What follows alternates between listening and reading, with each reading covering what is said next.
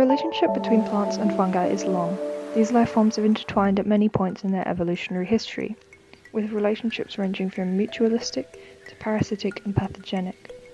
Mycorrhizal relationships refer to the symbiotic interaction between plant roots and fungi that approximately 80% of all terrestrial plants form. Fungi grow in or around the plant root, creating an interface between both organisms through which nutrients can be exchanged. The fungi provide plants with essential nutrients such as nitrogen, phosphorus, and potassium. Although plants can access these nutrients with their own roots, fungi's absorption capacity far exceeds that of a single plant due to the sheer vastness and surface area one fungus can create. In exchange, plants provide photosynthetic carbon, which the fungi uses as a source of energy. This exchange of nutrients between plants and fungi is essential for plant growth, development, and overall health. This interaction doesn't just occur once, as a simple two-way exchange. Fungi can form mycorrhizal relationships with many plants, and plants can form mycorrhizal relationships with many fungi. The sharing of a single mycorrhizal fungi between multiple plants creates a common mycorrhizal network, or CMN. CMNs comprise of a vast underground network of fungal threads that are called hyphae. These hyphae intertwine with one another to form entangled webs and interweave with the roots of other symbiotic plants. This creates a vast system capable of transporting nutrients throughout itself and between plants, in addition to creating interesting evolutionary relationships. Plants use sucrose as a medium for transport of carbon around the phloem. It moves from source, referring to tissues that produce carbon like leaves, to sink, tissues that use carbon like fruits or roots. This remains consistent in the transfer of carbon through common mycorrhizal networks. Up to 20% of sucrose in host plants flows through common mycorrhizal networks. Fungi are obligate biotrophs, meaning they are completely reliant on this carbon supply from the plant.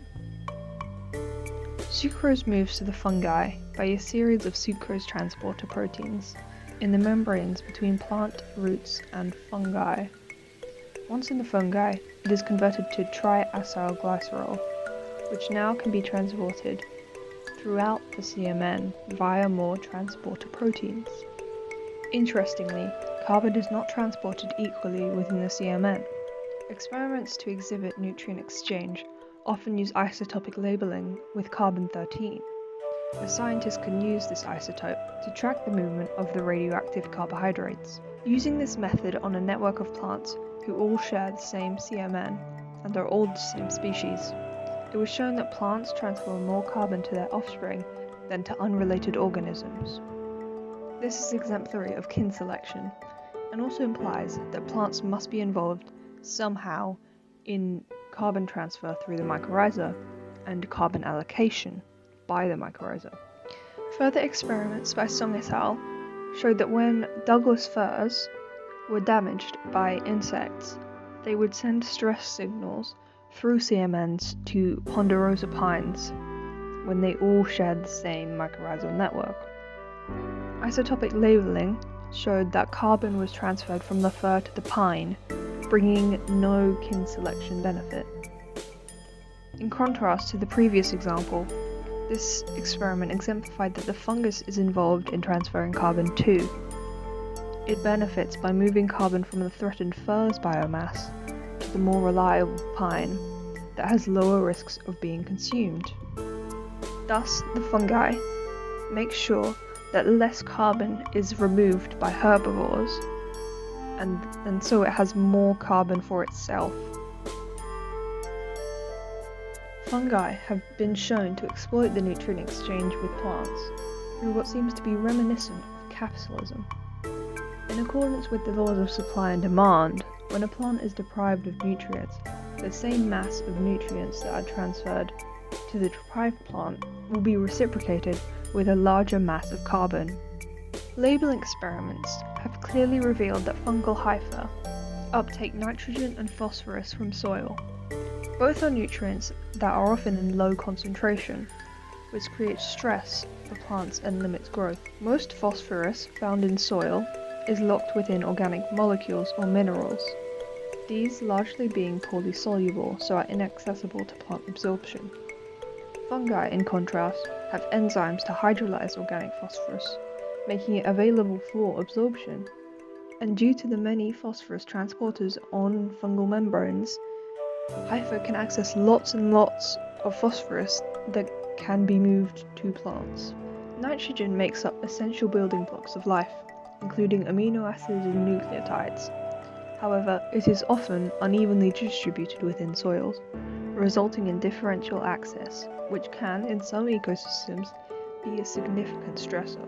Whilst plants have many ways of absorbing nitrogen found in soils, commonly as ammonium and nitrate, fungi have complementary methods of absorbing other forms of nitrogen, like small peptides and amino acids such as serine, proline, and glutamine across their membranes. This means that in symbiosis, they can maximize nitrogen yield from the soil, thereby maximizing plant growth and fungal growth. Fungi have been shown to exploit the nutrient exchange with plants through what seems to be reminiscent of capitalism. In accordance with the laws of supply and demand, when a plant is deprived of nutrients, the same mass of nutrients that are transferred to the deprived plant will be reciprocated with a larger mass of carbon. This is in comparison to plants without nutrient deficiency, who give a lower mass of carbon in return for the same amount of nitrogen. This is because the deprived plant has greater demands for nutrients, so is more willing to give more carbon away. Fungi are known to actively exploit this demand by transferring more carbon to deficient plants in order to get the best carbon exchange rate for their nutrients. Despite the fact that mycorrhizal relationships are a symbiosis, exchange is not always mutual. Both organisms can be mutually exploitative in order to realize their own personal benefit. But overall, the symbiosis is extremely beneficial to both organisms in terms of survival and reproduction.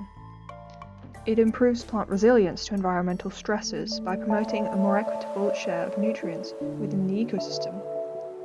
Mycorrhizal relationships are thus an integral part to nutrient cycling within biological systems and are silent underground supporters of our ecosystems.